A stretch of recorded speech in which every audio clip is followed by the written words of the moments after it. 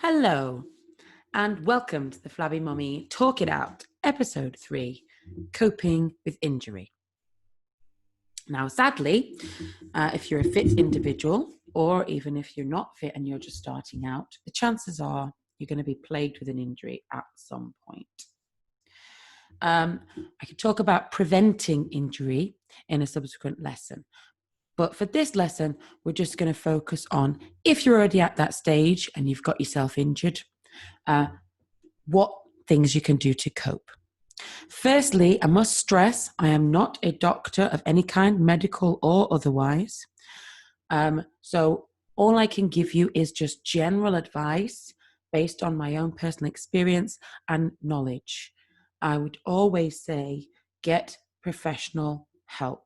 I often see people on running groups on Facebook saying, "Oh, this is hurting me. What should I do?" And lots of people love to give out advice. My comment is always talk to your GP. So, but not just your GP.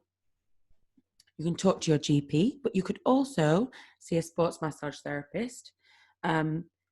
I'm not saying they have more knowledge than a GP, but they might have more specialized knowledge, especially if you were running or training and that's what caused the injury or what you think caused the injury.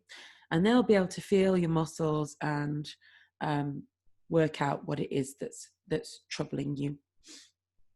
Many years ago, 2015, I was in an amateur dramatics group and I hit my shoulder. I thought I'd just been a bit too vigorous with the old arm pumping in the air. I went to see my sports massage therapist friend, and she was touching my body. And what surprised me at the time, she didn't touch my shoulder hardly at all. She was digging around in my ribs.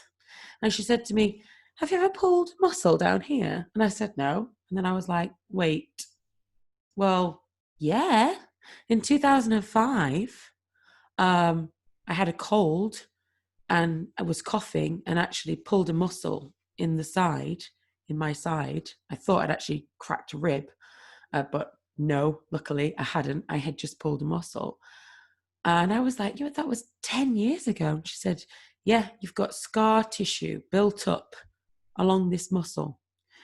She got right in deep and cleared all the scar tissue out, and it was amazing. I was able to use my shoulder, had no pain at all. I was able to do push-ups and everything.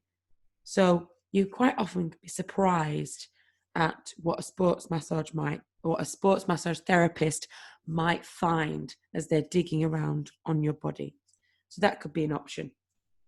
You can also see a physio. Again, they've got more specialized knowledge than a GP in terms of your actual body. I am not knocking GPs. Please do not think I am. I think GPs are amazing, and definitely you should start there. But often with waiting lists and things like that, a sports massage therapist is something you can pay for if you have the funds to get above that waiting list. A physio, you can often self-refer these days. So again, it's about choosing the path that's right for you. I would recommend choosing a specialist. So if it's a foot issue, you might want to go and see a chiropractor, but definitely seek help first. Excuse me, wherever possible. Try and figure out the exact thing it is. Is it pain being referred, like my shoulder example, or is it actually the area of your body that's hurting? So ask yourself, what kind of injury is it? So where is it located on your body? Is it a tear? Is it wear? Is it strain? Is it a pull? As soon as you figure this out, and no, Facebook and Google Doc is not going to help you on this, hence go and see a specialist. I had a lot of knee pain a couple of years ago when I'd upped my training. And I think the problem was I upped my training in terms of running, but I failed to do supplemental exercises such as strengthening the various muscles to bring both the joints and the muscles up in line with what I was trying to achieve. And I basically had bad knee pain with every running step. I went to the GP. They referred me to have an MRI. And luckily, it turned out to be wear, not tear, which is what I was dreading, on my cartilage. So a bit of wear on the cartilage is okay. And I took steps to strengthen it and let it heal before I ramped up my training again. So as long as you pinpoint what it is and figure it out, had they said this was a tear somewhere in my knee, my approach to recovery would have been completely different. So that's why your first step really needs to be to thoroughly assess where the injury is and what's happening. The second step, ideally, would be to figure out what caused it. Again, I can only talk in general terms and also use myself as a reference. I know that my left glute is weaker than the right glute. That's from years of demonstrating single leg exercises on one side in my PT and bootcamp classes, stuff like that. So obviously the right butt cheek gets a good old workout. The left butt cheek basically gets left. This causes my right shoulder, because you go opposite across your body, to be weakened. And then that means that when I'm running, for example, I'm letting my left hip drop, not activating that glute properly, which means I run with my right shoulder, which overworks that one. And I know it sounds like I probably run like Quasimodo, and I think I do. But if I didn't know all these things, then I wouldn't be able to tackle it. So part of figuring out where the injury is and figuring out what led to that stage will help you in your recovery.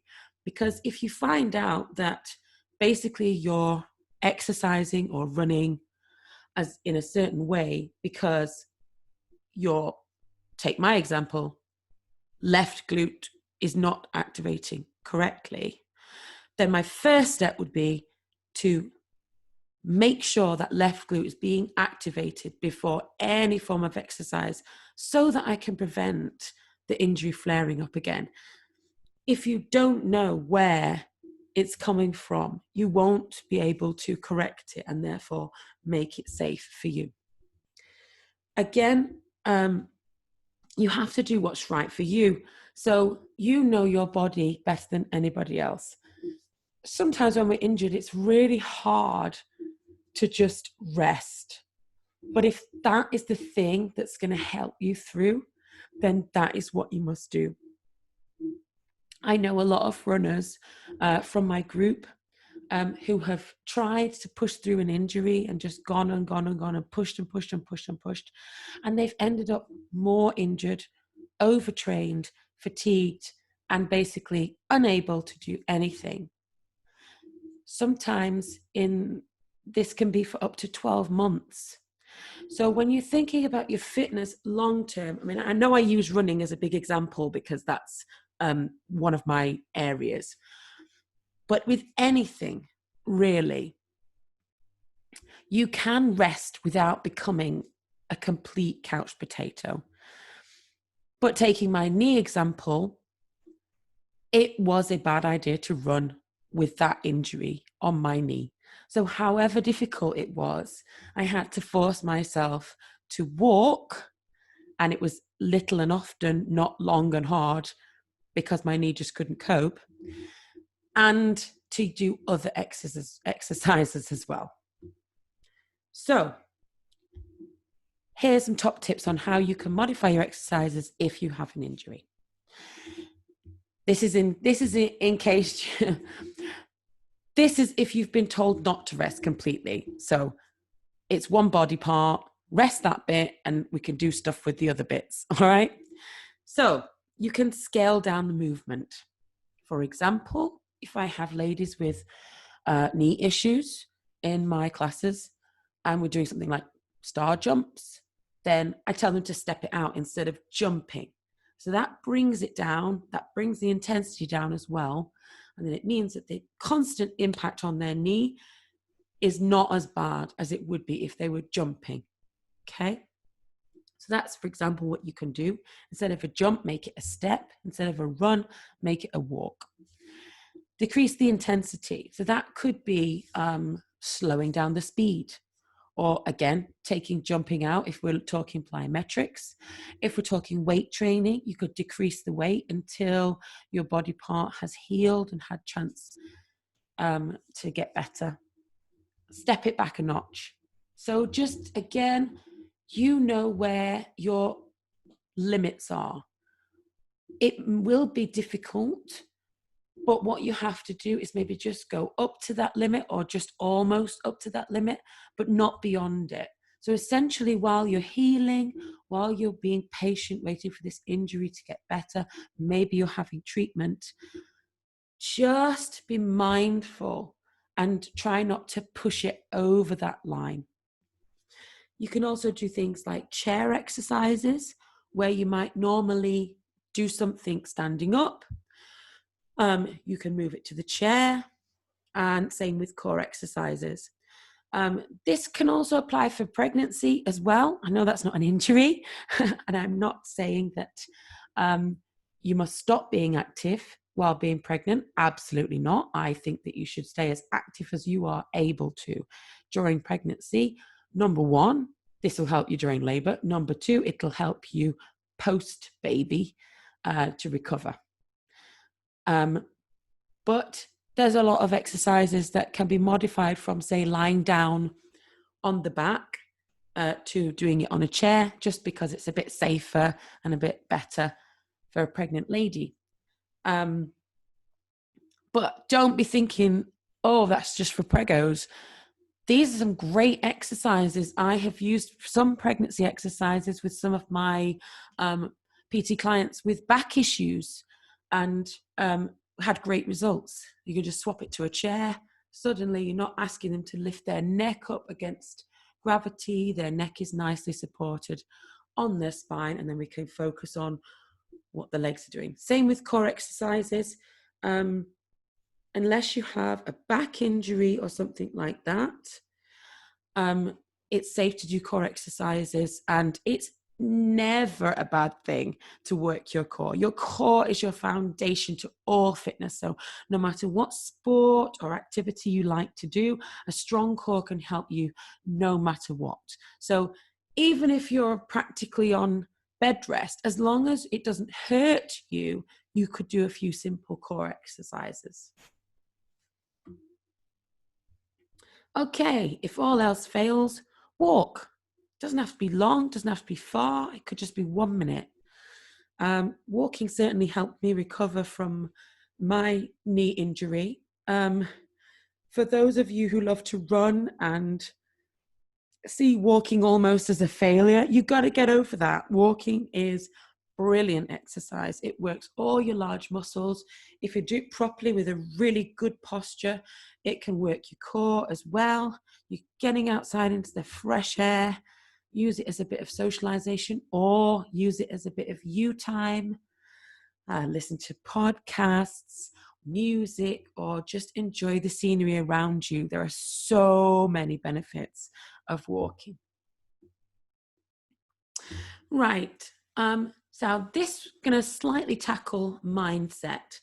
Sometimes we can tell ourselves little stories about why we're doing the things we're doing. So I want you to be very honest with yourself. Again, you are the king or queen of your own body. You know what your body's doing, what is best for you, you know where your limits are.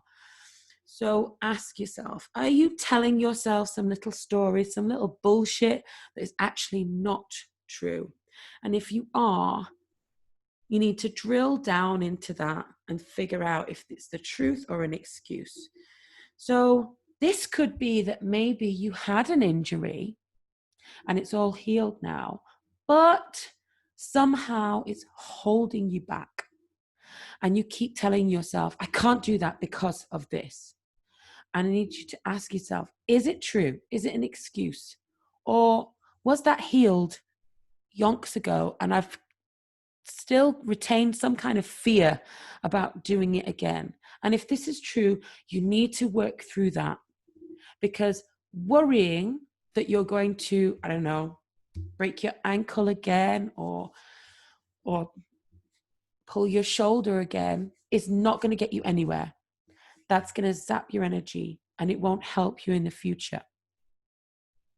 Now, obviously, if you were running down the stairs and you tripped and you broke your ankle, it's rational of you to have that fear that the next time you run down the stairs, it might happen again. It happened once, it might happen again. Fair enough. But are you taking that fear in that specific situation and applying it to something else? That's all I'm asking. Just ask yourself, are you telling yourself any bullshit? If you are, drill down into that and try and work out if you can piece it, take it apart piece by piece. It will really help you in the future, because these are all barriers that may potentially stop you from going out post-injury and getting fit again or getting back to the level that you're at. So once you do start rebuilding and you're over your injury and it's time to get back out there, you're not going to be able to leap straight back into the level that you were at pre-injury. Your body will have adapted and it will have lost strength, it will have lost endurance. Your cardiovascular system may have lost some levels. So you must start slowly. I know this is frustrating, and it's very easy to go, I used to be able to run 10 miles, it's fine. And now I can't run 2 miles and I'm angry with myself. Okay, got to stop that shit, because that old you, pre-injury you, is not the you that you are now. Okay, you're working to build a stronger you. And you know what? That old you that ran 10 miles was the you that caused you to get injured, possibly. So you have to cut that shit out. You've got to start slowly and build it up over time. Always keep in mind, you will get back there. You will. You were there before. You will definitely get back there again. It's just a matter of time and patience. I have a saying I like to say in my classes: discomfort's okay, pain is not. Any hint of pain, stop. Discomfort is okay, but if you're actually in pain, that is a warning from your body. So if in doubt, sit it out. Try not to tell yourself any stories. Stick to the facts, stick to the truth, and follow what your medical professionals are telling you to do. So if the physio or the GP or the sports massage therapist gives you exercises to do, do them. It will help your recovery. They're not giving you these exercises just to fill up your time. They genuinely want you to be healthy and out and about, back on it as soon as possible.